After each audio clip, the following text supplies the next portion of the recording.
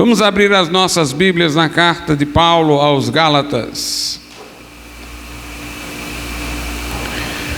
Carta endereçada aos Gálatas, capítulo de número 2. Aos Gálatas 2, nós iremos ler o verso de número 16.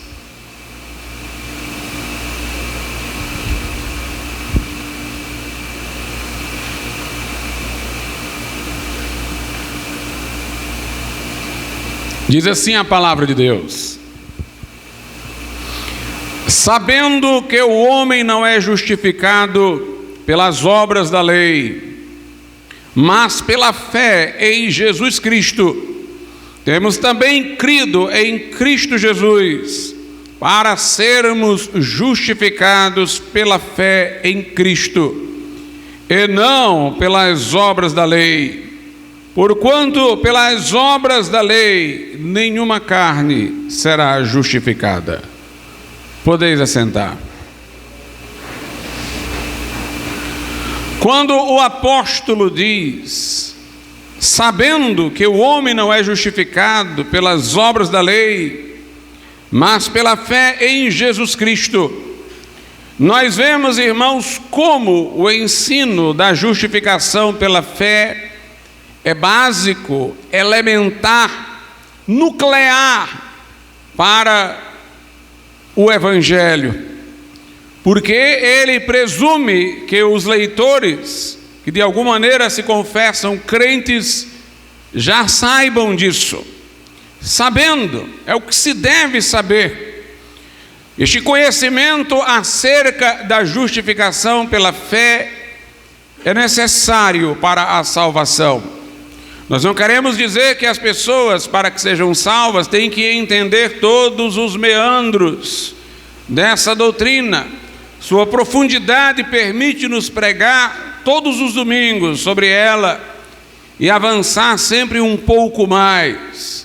Mas o que há de imediato a se saber dela tem que ser conhecido para que alguém seja salvo. Ou seja, a ideia de que nós só podemos ser aceitos diante de Deus pelos méritos de Jesus Cristo, dos quais nos apropriamos por fé e não através das nossas obras. A grande questão que está relacionada à doutrina da justificação pela fé é a pergunta que Lutero tinha no seu coração, que o afligia, e que para ele é a pergunta que todo leitor da Bíblia deveria fazer: como posso eu, um pecador, ser justo diante de Deus, de um Deus que é santo? Como eu posso ser absolvido no tribunal de um Deus que é perfeitamente justo? Porque se Deus é perfeitamente justo, não apenas nele não há o mal, mas ele também não deixará de retribuir ao mal com o que lhe é devido.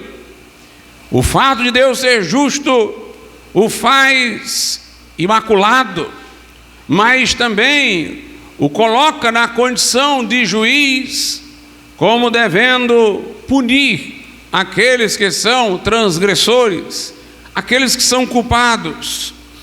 E todos nós somos transgressores. A Bíblia diz: todos pecaram, Romanos 3, e destituídos estão da glória de Deus. Não há um justo, diz outra parte, nenhum sequer. Todos se extraviaram, todos se fizeram inúteis. Uma vez que o pecado entrou no mundo por Adão, isso corrompeu a natureza do pai da raça humana, e a corrupção que lhe sobreveio é transmitida aos seus descendentes, porque do impuro não se pode tirar o puro. Nós já nascemos com uma natureza corrompida, como diz Paulo aos Efésios. Nós éramos, por natureza, filhos da ira, como os demais. Portanto, antes da conversão, estávamos entregues a essa natureza falida, como todos os outros. Estávamos espiritualmente mortos em delitos e pecados. De uma árvore má não pode vir senão o fruto mau. Nossas obras, as melhores, as justiças que achamos que praticamos, o profeta Isaías diz que não passam de trapos da imundície.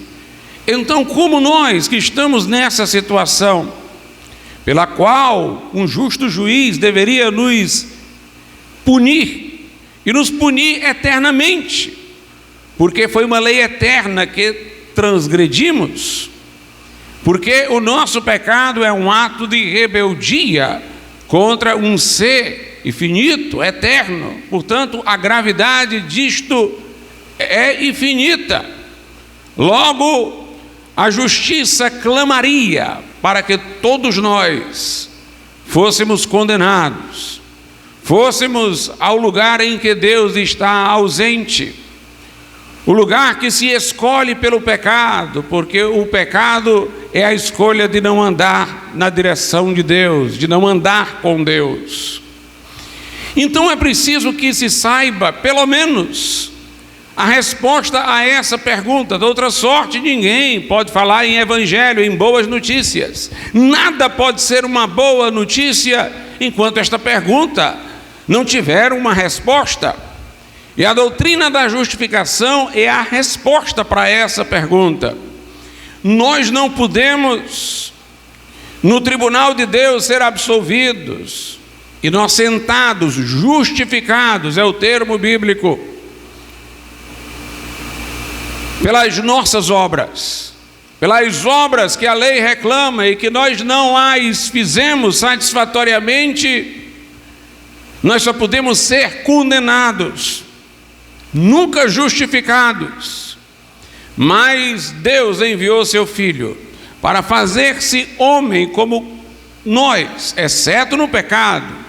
Ele não herdou a transmissão dos efeitos da queda, que de Adão se seguiam aos seus descendentes, porque o modo de ele nascer não seguiu a linha horizontal, mas teve uma linha vertical. O Espírito Santo desceu sobre uma virgem e de modo miraculoso fez gerar o corpo de Cristo no interior de seu ventre. E o modo como Jesus, enquanto homem, veio ao mundo, o colocou fora da cadeia de corrupção. Ele veio, portanto, com uma natureza sem mácula, mas ele foi tentado, poderia ter transgredido, mas ele resistiu todas as tentações. O Filho de Deus encarnado manteve-se íntegro e puro. Falando dele, enquanto homem, o Pai disse: este é meu Filho amado, em quem me comprazo. Porém, ele livremente tomou sobre si os nossos pecados. Ele que não tinha pecado algum, levou sobre si os nossos. E morreu naquela cruz, como diz a Bíblia, o justo pelos injustos, para levar-nos a Deus. Ele levou os nossos pecados em seu corpo ao madeiro, deixou-se traspassar pelos cravos, destruiu em sua carne os nossos pecados, pagou o preço do nosso resgate, da nossa redenção, expiou a nossa culpa com o seu sangue, morrendo substitutivamente em nosso lugar e fazendo um sacrifício perfeito e completo, expresso nas suas palavras quando disse: Pai, está consumado. De maneira que, quando nós nos arrependemos dos nossos pecados, o Evangelho proclama eventos, a morte e ressurreição de Jesus. O Evangelho proclama o convite do Cristo ressurreto para que venhamos a Ele, confiantes no que Ele fez na cruz por nós. Mas o Evangelho também demanda de nós uma resposta congruente com estes fatos, com a apresentação destes fatos. E esta resposta envolve o arrependimento, pelo qual eu reconheço que de fato eu sou um pecador. Vejo que o pecado não é um entretenimento, um prazer, mas uma desgraça. Vejo o pecado em mim como a minha miséria, abomino-me no pó e na cinza, sinto vergonha das minhas escolhas, nojo por aquilo que fiz. E assim, nessa condição contrita, humilhada, arrependida, eu me dirijo a Cristo, confiando nele, no Cristo ressurreto, que ele me aceitará através de seu sacrifício, perdoará por meio de seu sangue minhas culpas, e eu serei justificado no tribunal de Deus. Essa é a doutrina da justificação, não por obras, mas através da fé. Por ela não surgem orgulhosos, mas humildes, que reconhecem sua miséria. Por ela não surgem levianos, mas devotos, pessoas eternamente gratas a Deus por sua salvação, atribuindo tudo a Ele, glorificando o seu nome. Por esta mensagem não se passa a ver o pecado como algo ínfimo, mas como algo a ser deixado, e Cristo como alguém a ser seguido. Mas não há mérito humano. O arrependimento não tem mérito, porque é simplesmente o reconhecimento da falta de méritos. A fé não tem méritos, porque a fé não se olha para Cristo, em quem ela encontra os méritos de que precisa para o homem ser justificado diante de Deus. É a doutrina sobre a aceitação. Um pregador que prega o Evangelho não precisa necessariamente ter usado a expressão justificação, mas é preciso que sua mensagem tenha deixado claro aos ouvintes que eles só poderão ser aceitos, perdoados, acolhidos por Deus, só poderão ser reconciliados com Deus através do que Jesus fez na cruz, nunca através de suas obras pessoais. Sabendo disso, é o elementar, é o que se tem que saber, é o coração do Evangelho de Cristo. Lutero dizia que a doutrina da justificação pela fé, ela decide se uma igreja está de pé ou já caiu. Uma igreja que a rejeita já não é mais uma igreja cristã, por mais que eu diga. Uma igreja que não prega esta mensagem, enquanto cumpridora da vocação de igreja, já tombou. E está de pé a igreja que sustenta essa mensagem. É tão importante, irmãos, esta mensagem, que por ela eu diria que o Deus a quem servimos não é Alá, ou Alá, por mais que os islâmicos queiram inserir numa tradição abraânica, não é o mesmo Deus a quem servimos. Mas eu vou mais além. Por ela eu posso sustentar que o Deus de muitas seitas que se dizem cristãs, o Deus do catolicismo romano, não é o mesmo Deus a quem servimos. Costuma-se dizer o seguinte: mas pregador, há um só Deus, não só existe um Deus. Todo mundo diz: você não é da mesma religião que eu, mas há um só Deus. É verdade, mas esse único Deus que há é o Deus que justifica pela fé.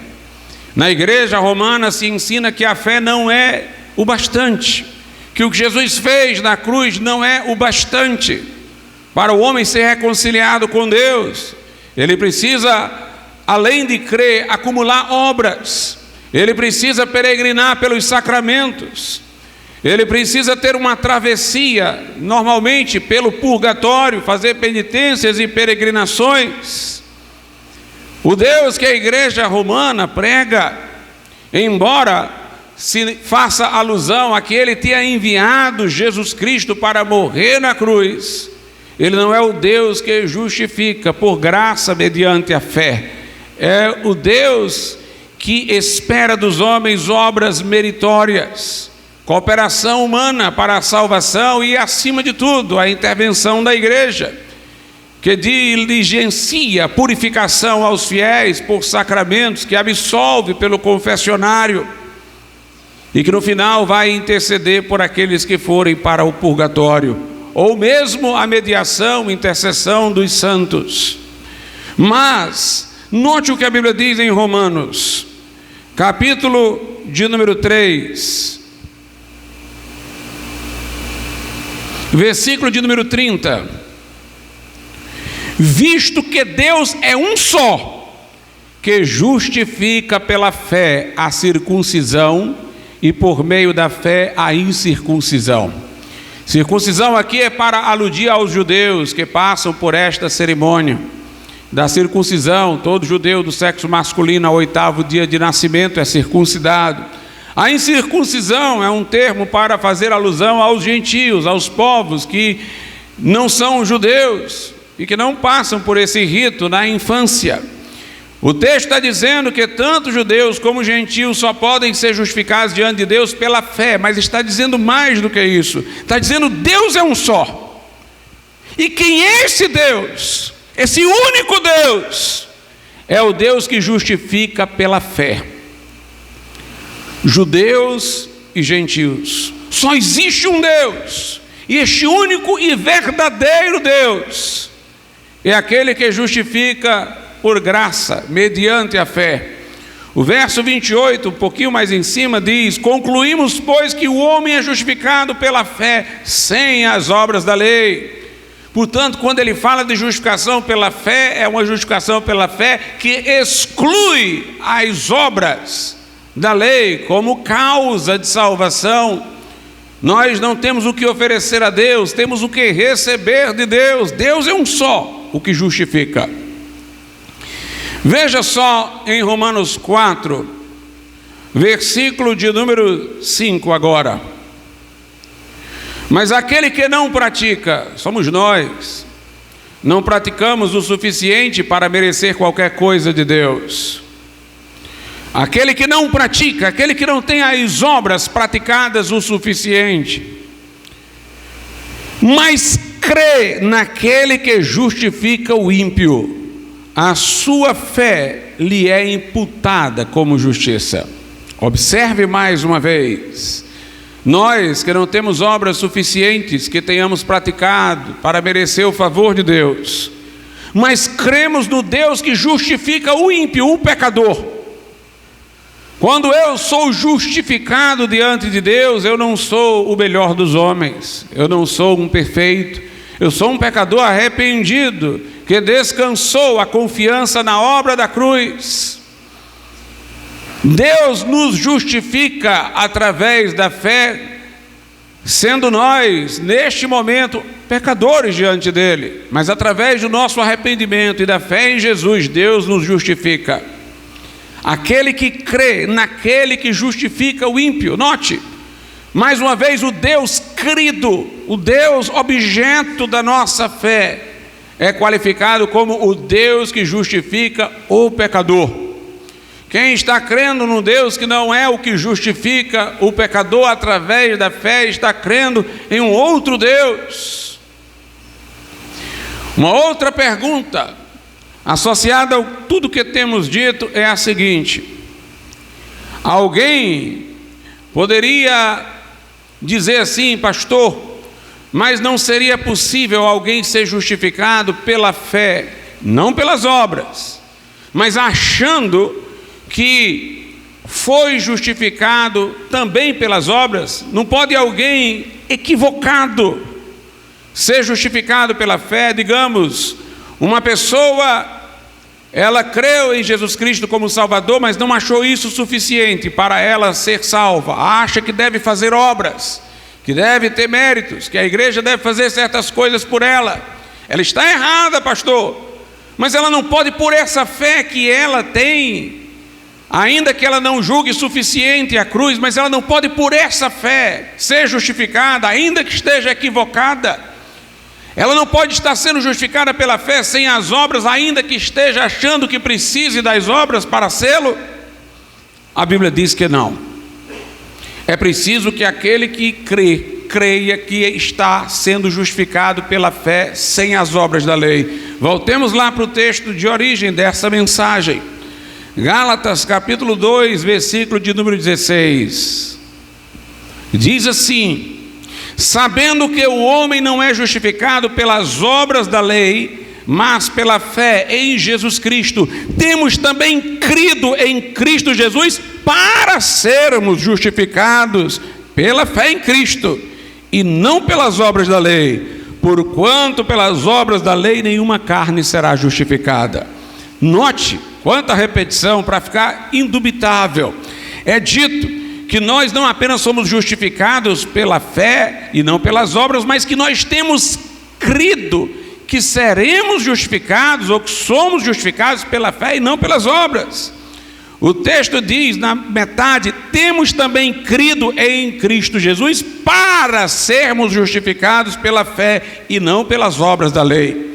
É preciso que estejamos crendo em Jesus para que Ele nos justifique, considerando que Cristo é o bastante, que nós não precisamos das obras da lei, nós temos crido nele para sermos exatamente justificados pela fé, sem as obras da lei. A fé tem que ser uma fé em Jesus Cristo como único e todo suficiente Salvador. Em Gálatas, no capítulo 5, isso também fica evidente.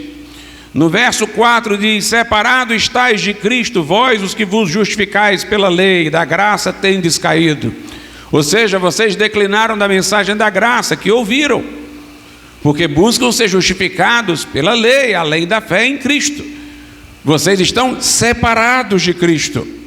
No versículo de número 2 diz: eis que eu, Paulo, vos digo que se vos deixar de circuncidar, Cristo de nada vos aproveitará. Foram à Galácia alguns dizendo que eles tinham crido em Jesus, isso era bom, precisava-se disso para a salvação, mas eles precisavam também ser circuncidados. Precisavam ter o sinal da aliança do Velho Testamento com os judeus. E Paulo está dizendo: se vocês aceitarem isso, se vocês aceitarem que além da fé em Jesus Cristo, vocês têm que se circuncidar para ir ao céu, eu quero dizer uma coisa: se vocês crerem assim, Cristo de nada vos aproveitará. A fé que vocês têm em Jesus é inútil.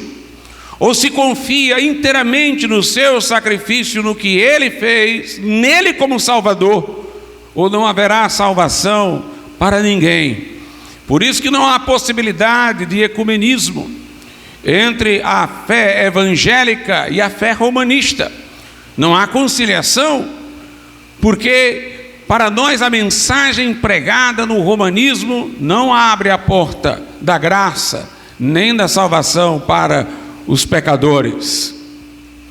Lá em Romanos, a Bíblia Sagrada diz, no capítulo de número 3, eu vou ler primeiro alguns versículos para depois me deter em um outro na frente. Romanos 3, 19 e 20.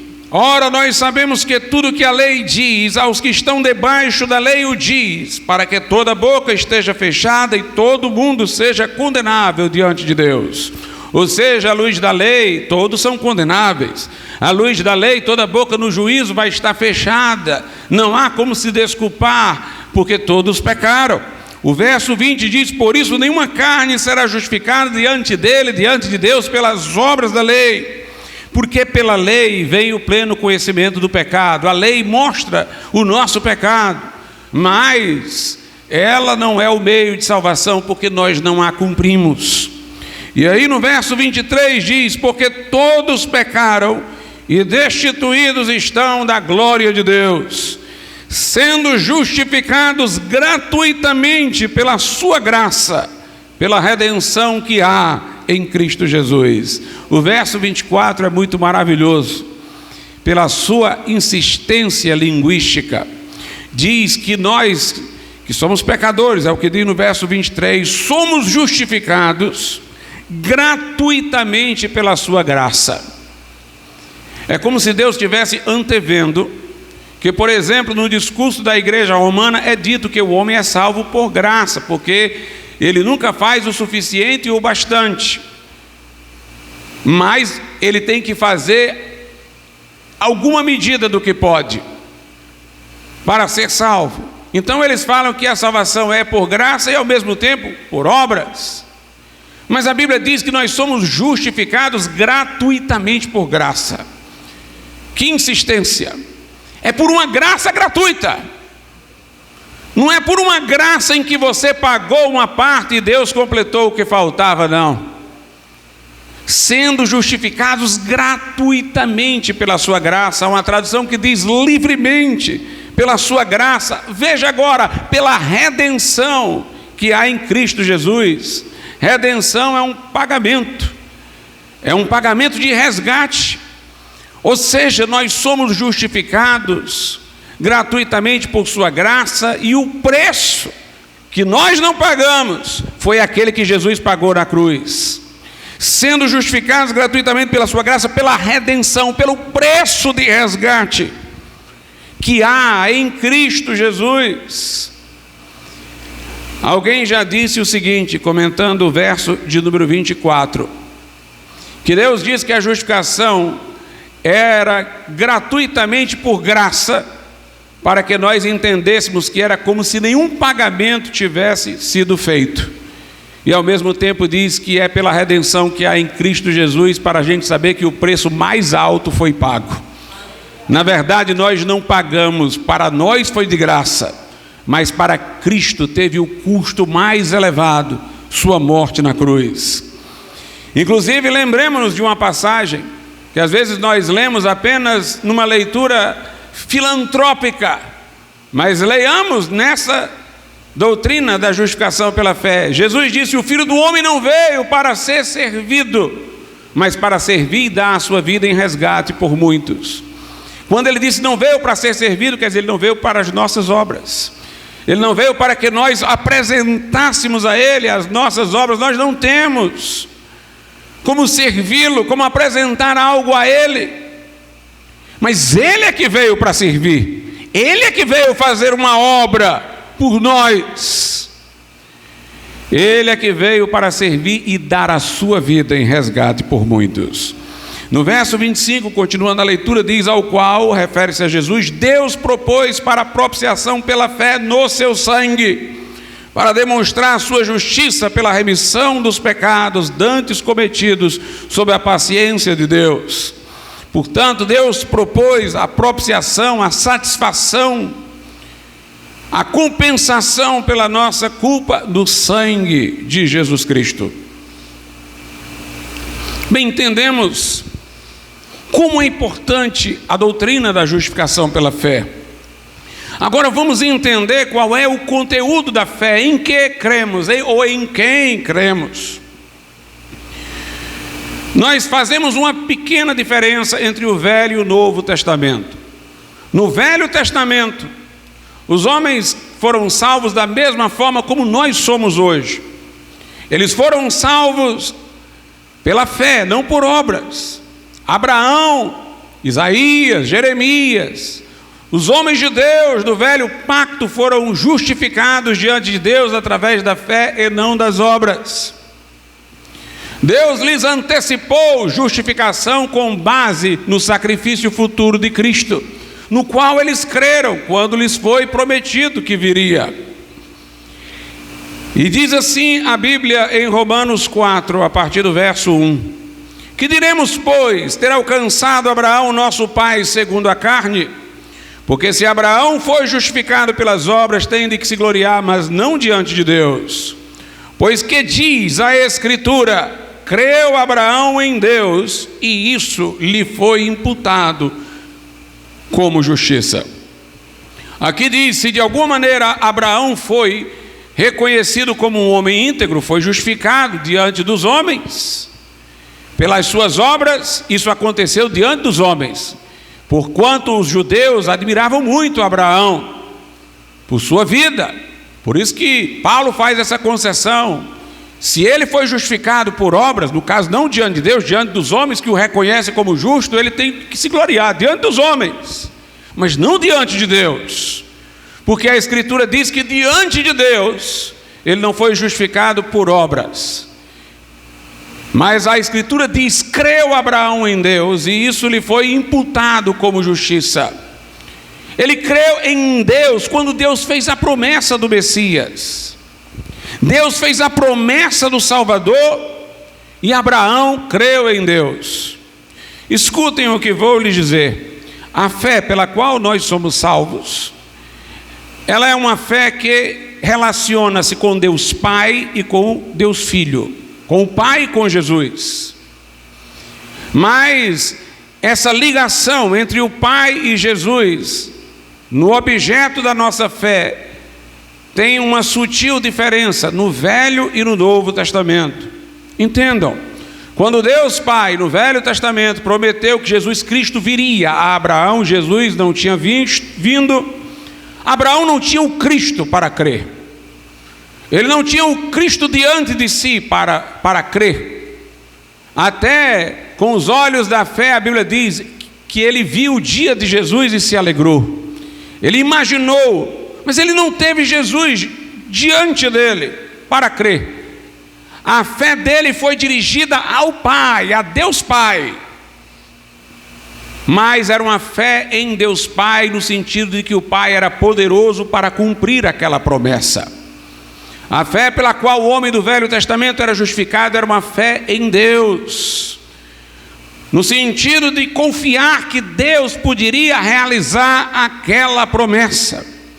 Aqui não diz que Abraão creu em Jesus, embora ele tivesse crido também na promessa consumada no futuro, mas diz que ele creu em Deus Pai, que lhe fez a promessa, creu em Deus com respeito à promessa.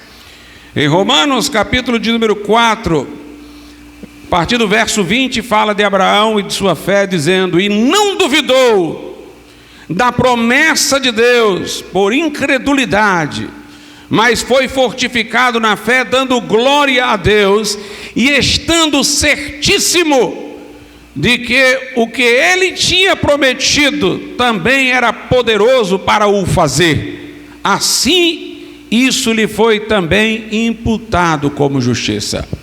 Abraão cria em Deus Pai, cria que ele era poderoso para cumprir o que estava dizendo, para enviar o Salvador. E nessa certeza de que o Pai cumpriria a promessa, nesta fé no Deus que estava fazendo a promessa, ele foi justificado diante de Deus. Depois que Jesus Cristo veio, nós temos uma coisa diferente, porque agora nós temos o Verbo encarnado, aquele que foi manifestado na carne. Jesus Cristo veio, Jesus Cristo apareceu, se manifestou. Hoje nós também cremos, relacionando o Pai e o Filho, mas a nossa fé está centrada no Filho. Nós cremos que através do Filho Deus vai nos justificar. Note, o homem do Velho Testamento acreditava que Deus era poderoso para enviar Jesus, mas o crente do Novo Testamento, ele crê em Cristo que já foi enviado, e crê que através desta fé ele será por Deus Pai justificado em seu tribunal. A fé é imediatamente em Cristo. No Velho Testamento era imediatamente em Deus Pai e concernente à promessa. Agora é imediatamente em Jesus, para que sejamos justificados diante de Deus. Lá em Romanos 8 isso fica muito claro. Eu vou ler a partir do 31. Que diremos, pois, a estas coisas? Se Deus é por nós, quem será contra nós? Aquele que nem mesmo a seu próprio Filho poupou, antes o entregou por nós todos, como nos não dará também com ele todas as coisas? Quem tentará acusação contra os escolhidos de Deus? É Deus quem os justifica. Quem é que condena? Veja agora aonde a fé se direciona. Pois é Cristo quem morreu, ou antes quem ressuscitou dentre os mortos, o qual está à direita de Deus e o que também intercede por nós. A nossa fé é em Jesus Cristo, através de seus atos. Nós cremos no Cristo que morreu por nós. Nós cremos no Cristo que ressuscitou por amor de nós. Nós cremos no Cristo que está à direita de Deus. Nós cremos no Cristo que intercede agora por nós. Nossa fé vai diretamente a Jesus, mas por Jesus nós também cremos que o Pai nos está aceitando. A fé vai a Jesus Cristo na certeza de que por meio dele o Pai irá nos justificar. Portanto, temos esses dois direcionamentos da fé. É interessante, irmãos, que quando Jesus esteve aqui, houve uma transição. Observe, Jesus estava aqui para ser crido diretamente, mas ele não tinha morrido na cruz, nem ressuscitado ainda, que seria a base pela qual nós confiamos nele como nosso Salvador. Enquanto Jesus estava aqui, ainda valia o Velho Testamento, antes de sua morte e ressurreição. E assim as pessoas que eram levadas a Cristo eram aquelas pessoas que primeiro criam na promessa do Pai, e assim reconheciam Jesus. A ordem ainda era do Pai para o Filho, e não do Filho para o Pai. Veja o que a Bíblia diz lá em João, capítulo de número 6, como Jesus fala, versículo 44: ninguém pode vir a mim se o Pai que me enviou não o trouxer. Os calvinistas fazem uma leitura disso aí como se fosse uma predestinação, mas não tem nada a ver. O que Jesus está querendo dizer é que aqueles que criam no Pai o identificariam. Não se creria diretamente em Cristo, mas se creria em Deus Pai, em sua promessa, e através da promessa pessoas iriam reconhecer que Jesus era o seu cumprimento. Ninguém pode vir a mim se o Pai não o trouxer. No verso 37 ele diz: todo o que o Pai me dá virá a mim. Ou seja, aqueles que já são do Pai e já creem na promessa do Pai, esses virão a mim. Porque nós estávamos aí antes da morte e ressurreição de Jesus. Mas Jesus começa a indicar um caminho de alteração, quando ele diz em João capítulo de número 14 o seguinte, verso 1: não se turbe o vosso coração, credes em Deus, crede também em mim. Note, a fé é em Deus Pai e em Jesus. Crede em Deus, crede no Pai que prometeu, e crede também em mim. Quando nós chegamos no Novo Testamento, ou seja, depois da morte e ressurreição de Jesus, temos as boas notícias para dar, o Evangelho, a boa nova para proclamar. Então a fé vem primeiro a Jesus, para que por Jesus se chegue ao Pai, de maneira que Ele nos justifique. É interessante, irmãos, a promessa foi feita aos ouvidos, mas o Evangelho é colocado diante dos olhos. Uma promessa é dita aos ouvidos, mas uma boa notícia é apresentada diante dos olhos. Por isso que em Gálatas, no capítulo de número 3, Paulo fala como se ele estivesse colocando Jesus diante deles. Ele fala daqueles Gálatas que ouviram o Evangelho e não levaram a sério, reclamando deles, diz o seguinte: ó insensatos Gálatas, Gálatas 3:1, quem vos fascinou para não obedecerdes à verdade? A vós, perante os olhos de quem Jesus Cristo foi evidenciado, crucificado entre vós. Agora não é crer no Deus que prometeu, é crer no Cristo que veio, e confiando nele, está seguro de que o Pai no seu tribunal vai nos justificar. Agora nós cremos em Deus através de Jesus. Que coisa curiosa. Pedro diz isso na sua epístola, 1 de Pedro, capítulo de número 1, verso 21. Diz assim: e por ele credes em Deus. Por meio de Jesus nós cremos em Deus. Ou seja, ao crer nele, por meio dele eu creio em Deus. A fé agora é direta em Jesus, que o ressuscitou dentre os mortos e lhe deu glória, para que a vossa fé e esperança estivessem em Deus.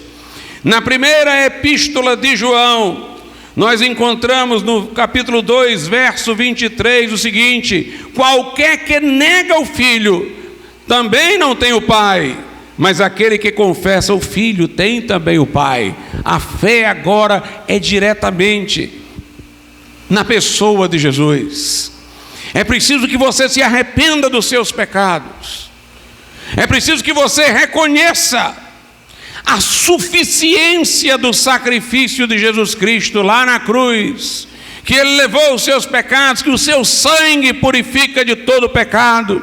Não é a água do batismo, não é uma água benta, não é o fogo do purgatório, não são palavras de absolvição de um sacerdote, mas o que lhe garante perdão é o sangue que Jesus verteu naquela cruz. Você será aceito por Deus, não por tuas obras, que são insuficientes, mas pela obra de Jesus Cristo, feita a teu favor. Se você se agarrar a Cristo, foi Ele quem morreu por mim, eu creio. Foi Ele quem ressuscitou, eu creio. Foi Ele quem agora se ascendeu ao céu, está à direita de Deus e pede por mim, eu vou a Ele. Eu me dirijo a Ele, eu confio nele como meu Salvador. Se em arrependimento você confiar nele, por meio dele, você terá justificação no tribunal de Deus Pai. Essa é a mensagem, essa é a doutrina. Outros creram numa promessa, você pode crer no Cristo que já veio. Outros creram em algo que foi prenunciado, mas Ele já consumou, e nós estamos dando as boas notícias. Se arrependa, creia em Jesus, invoque-o como teu Salvador, Ele vai perdoar os teus pecados, te reconciliar com Deus, trazer para você a absolvição no tribunal de Deus, para que você diga como Paulo em Romanos 8:1, agora nenhuma condenação há para os que estão em Cristo Jesus. Vamos ficar de pé.